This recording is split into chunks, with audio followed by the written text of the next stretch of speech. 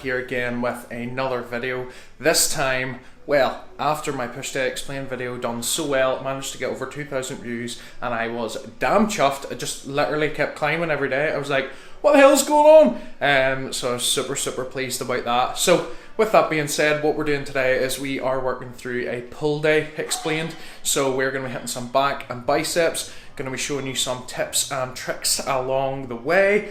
So we're going to smash that out, and as always guys, I hope you enjoy the video. If you do, give me a subscription, hit that like button, leave me a comment, send some love. But for now, let's get this done.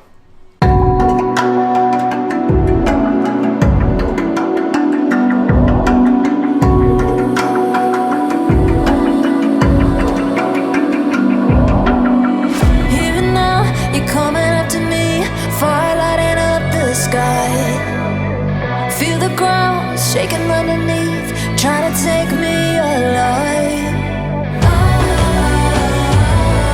Get ready for the fallout. Can't stop me now. So first exercise up guys, we are moving on to a lat pull down. Okay, specifically we're working through a pronated grip, a close grip pull down. Okay, so what we're doing with our pronated grip is keeping the palms facing away from us. That's going to be helping us target our lats nice and tight, especially with your close grip. So your lats are a vertical band of muscle, so we're trying to get as much of a linear pull on that as possible. And then obviously we're keeping it pronated, trying to keep out of the biceps, isolate into the lats. So we're actually using one of these attachments, so it's otherwise known as a mag grip.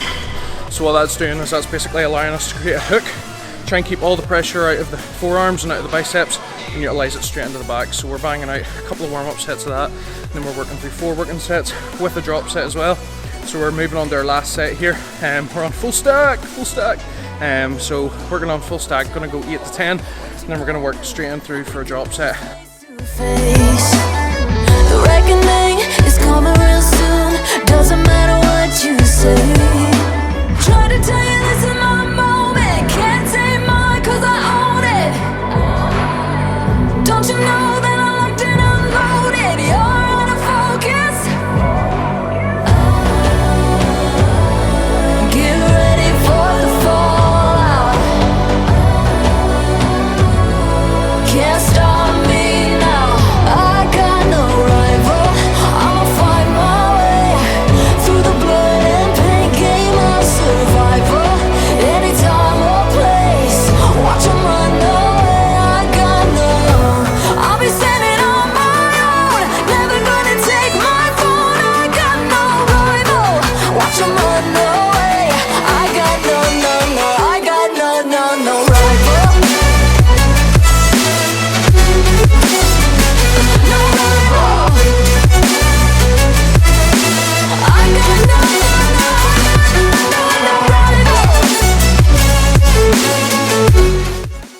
Next setup we're moving on to is we're going to be doing a bit of supersets. So we're going to be working between rope face pulls and a prone press. So for the rope face pull, best way I personally find to do those is when you're grabbing your rope, you're coming up and doing underhand grip. Some people go with an overhand grip, but I just find that you're using quite a lot of upper back, whereas I'm usually trying to target my rear delts and a bit more biceps as well, because you're nearly flexing a lot more at the elbow. So what we're going to be trying to do is come in for an underhand grip, and I always tell people, imagine you're coming up into a front double bicep. So what you want to do is you're wanting to pull the back, the rope towards your forehead, and you want to try and get as wide of a split on as possible.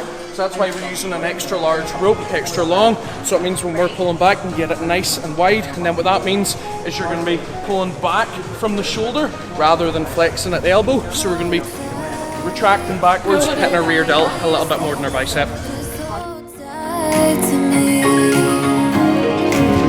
The world tries to be you and leave you lonely, but there's light you see. 'Cause now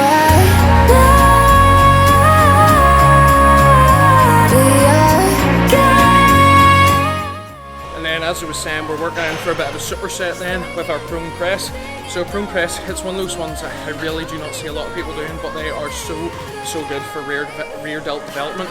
So when you're lying down, you really do not need a lot of weight for these. So the idea of it is that you're working through a normal press, but you're obviously in a prone position, so you're lying flat on your tummy.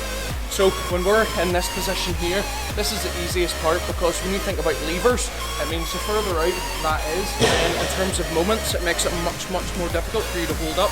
So we're basically working through a prone press, because we're lying down, all the tension is going to be on our rear delts, because we're trying to keep our arms and our hands up off of the floor. So the higher you can keep them, the more engagement you get in your rear delts. So you can always add that in and try that next time you're doing a full day.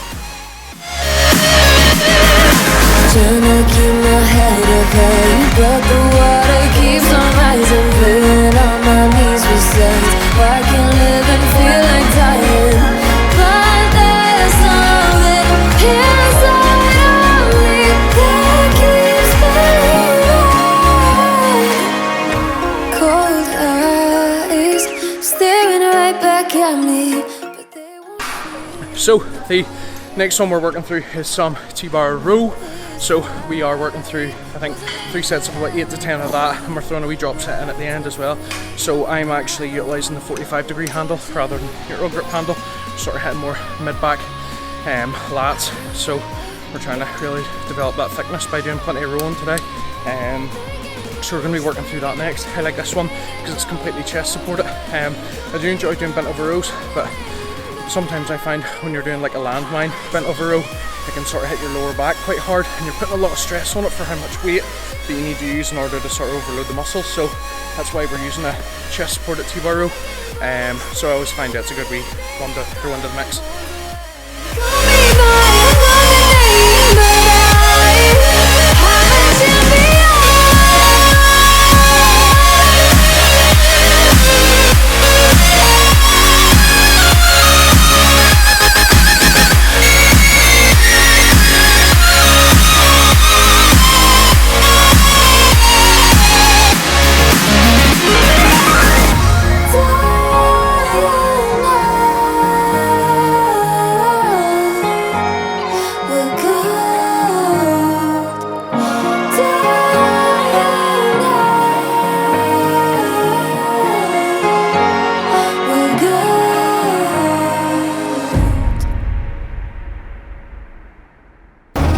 Don't you dare say that I wanted everything to fall apart when it's hard to me.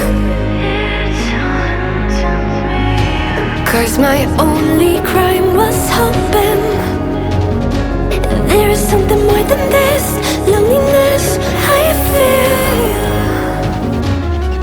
But So next one up, because we've been doing a lot of pronated stuff with our palms facing away from us, so we'll be targeting mostly the back. What we're moving on to next is some supinated rows. Okay, so we're going in for a supinated close grip cable row. So we're coming in nice base of support with our feet, pulling straight in, elbows nice and tight to the sides of the body. So what that's going to do is that's a compound exercise. It's going to be primarily hitting our back, but it's also going to be overloading our biceps a little bit more. So what we're going to do then is we're going to be going from a bicep compound into a bicep isolation exercise. So then we're going in for a cable curl just to destroy the bicep all the rest of the way and completely murder it, get that burn, get it broken down, get some mad gains for the biceps. So that's the purpose of that. So going from bicep compound into bicep isolation.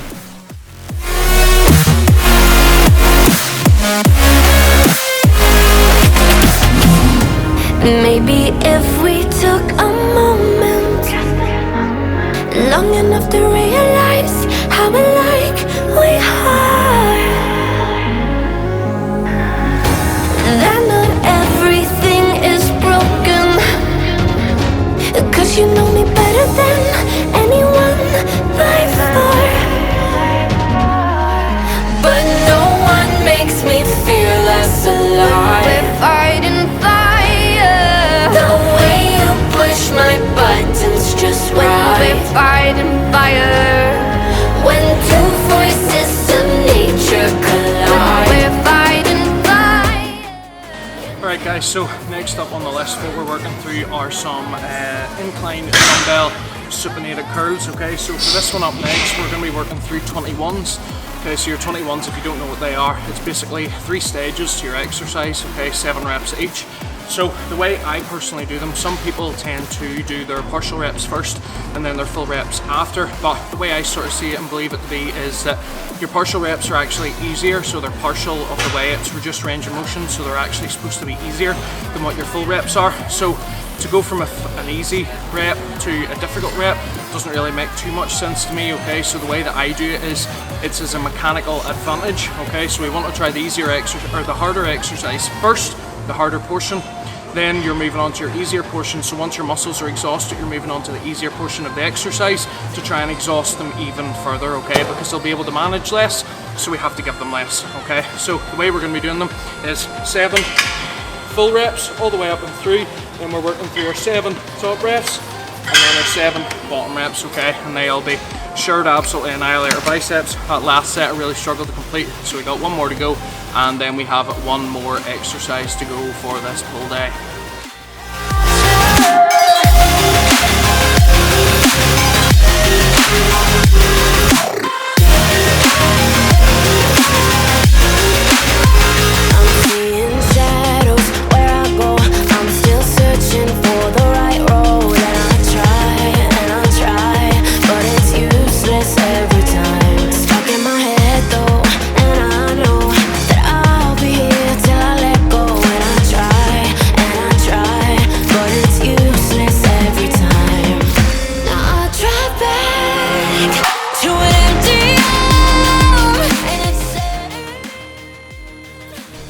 And there we go, ladies and gents, absolutely punctured, beat.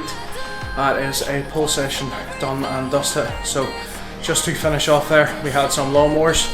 Well, what I call lawnmowers, some people just call them single arm dumbbell row, but I just think it looks like you're starting a lawnmower, so that's just what I call them. So we're banging out 2 sets of 15 each side, just to get that last burnout on the back of the biceps, get them lats completely destroyed. So that is us done and dusted. We are now finishing off with a scoop of cola, NXT beef protein, get the recovery in. But as always guys, I really hope you enjoyed this video. If you did, subscribe for more videos are going to be coming. The next day up, we are going to be working through a posterior leg day explain, so that's going to be my glutes, hamstrings and calves day, so you have that to look forward to. But for now, hit that like button, drop me a comment and share some love, and I will see you in the next one.